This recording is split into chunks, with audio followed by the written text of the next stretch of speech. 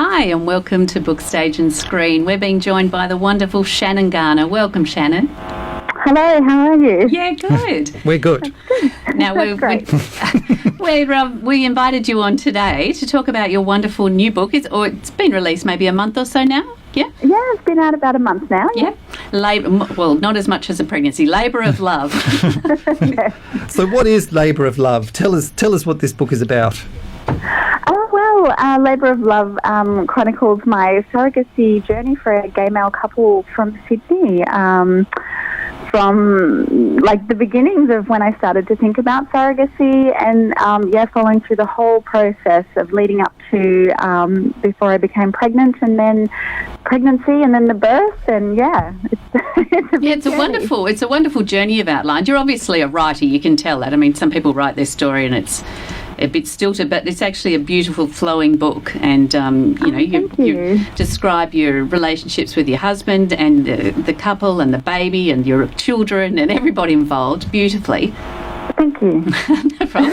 It was a joy to read. But it's very interesting, obviously, because the IVF, surrogacy, all things are quite a topical subject, I guess, because it's something that is a wonderful gift that's been given, but also it brings up a lot of sort of different things to think about, I guess. And reading your book, I thought, when I first started reading, I thought, you must know someone who did surrogacy and obviously had a good experience with that. But I didn't really get that. You knew a friend who was looking, having trouble conceiving, and you thought that way. Is that correct? Yeah, I knew absolutely no one that had done surrogacy. I'd only seen women on the TV and read accounts online of women's journeys, but I didn't know anyone in particular that had gone through the journey themselves. So it was a bit daunting at the start to think, well, I'm offering this to someone but I really don't know the process. I don't know what I'm putting my hand up for. I could relate to the birth, having my own 2 children, and pregnancy, but the whole surrogacy side of things was all very new, and it was a big leap of faith and a lot of courage. I had to sum it up, really. Well, I mean, it is an incredible gift to give somebody. What do you think that motivated you to be so generous with, quite a substantial gift?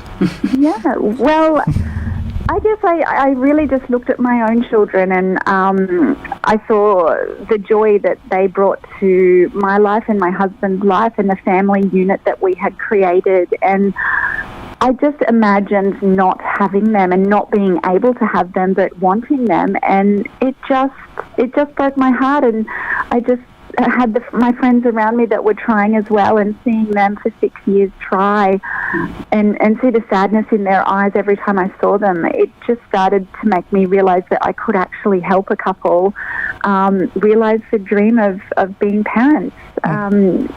Just seeing my kids, it really having them just showcased what we had, and I just thought, imagine not having that. Very difficult. And can you tell us, because people who haven't read the book, could you tell us the sort of makeup of the extended family of this young child that you've created? Who's the entire team involved? Yes, quite a team. Well, it takes a village. I was the gestational surrogate, which meant that it wasn't my egg. So,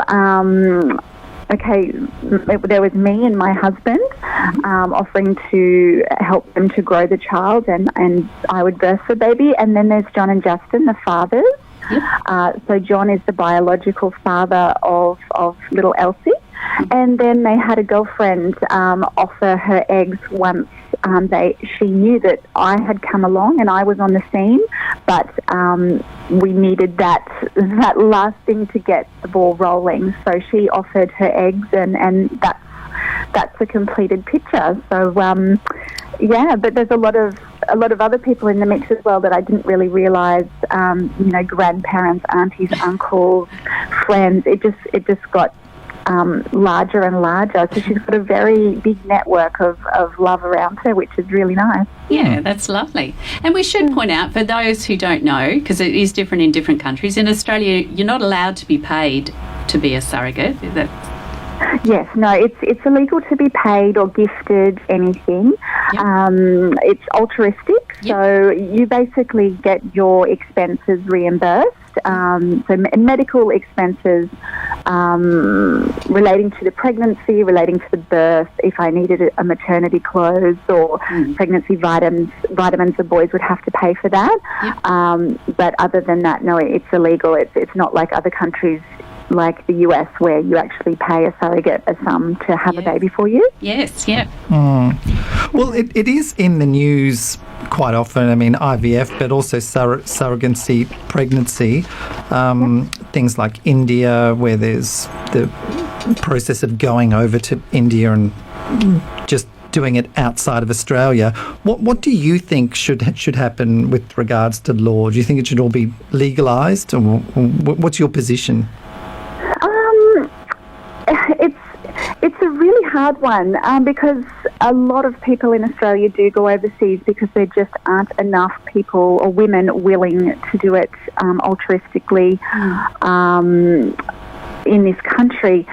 I believe that India and Thailand are shut down now. You can't go there, but places like Cambodia and Mexico and Ukraine, America, Canada, those sorts of places people are going to.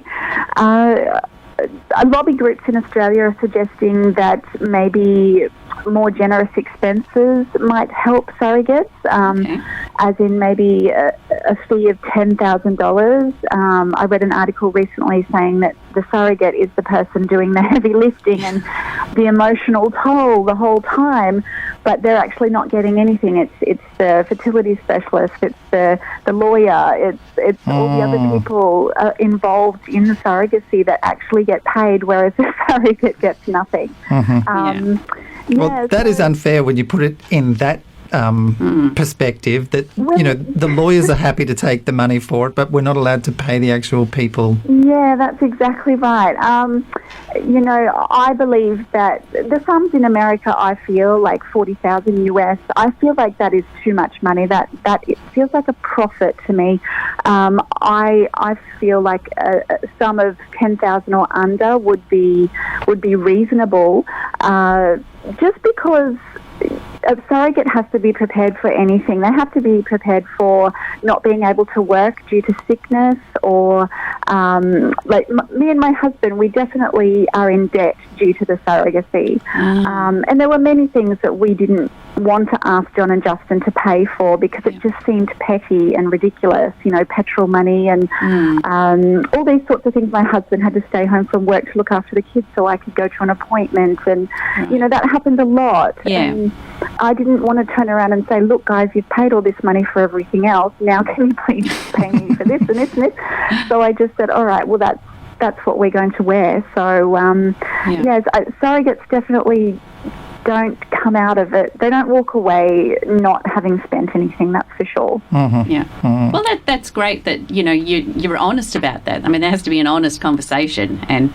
people know what it is. I mean, obviously, I think people think about the emotional side, how at the end of the birth, and I think that's probably the first question I'm sure came up, was asked of you every time, I'm sure.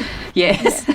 But, to have an honest conversation about what the actual cost, that's good. That's good because it might actually change some laws or get, something happening where it actually is more accessible to people.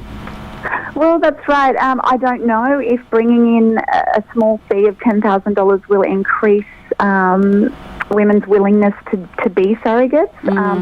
I know from what I see online, there's a lot more women talking about it and a lot more women contacting me, especially after the book was released, sort of wanting to say that they'd read the book and thank you for giving them an insight into what it's actually like to be a surrogate. And some of them have gone on to join the surrogacy groups online and start talking to people. And so, I'm seeing a bit of an impact there, which is really good. And I think it's just in the media more and more, so people are talking about it. infertility is on the rise, and it's hard to see people going through that. And if some women are willing to put themselves out there and be a surrogate and take on the risk and the emotional toll that could come with that, it could work out in the long run for other people that are going overseas and engaging with surrogates that they don't really have a relationship and probably may never see again. Yeah. And so there are obviously heaps of positive things that you've discussed. Were there any sort of negative experience that came out of this? People on the internet just people's response. Often pregnancy, it's all positive. People are excited and congratulating you. What was the response from some sections of the community that's negative? There were, at the time when I was 26 weeks pregnant, the whole story of baby Gammy broke out. The surrogacy in Thailand, where baby Gammy was left and his sister was taken back to Australia, and they were twins. And a lot of the comments that I was reading online, which I shouldn't have read, were actually really horrible. And saying that surrogacy is wrong and it's disgusting and it's prostitution of a woman's body and all those things. And that really sort of ate away at me for a while. And I started to sort of question, was I doing the right thing? But when I brought myself back to John and Justin and the baby I was carrying, I couldn't see anything wrong with that equation. I trusted the boys and I knew that they trusted me, and my husband and I were offering a gift.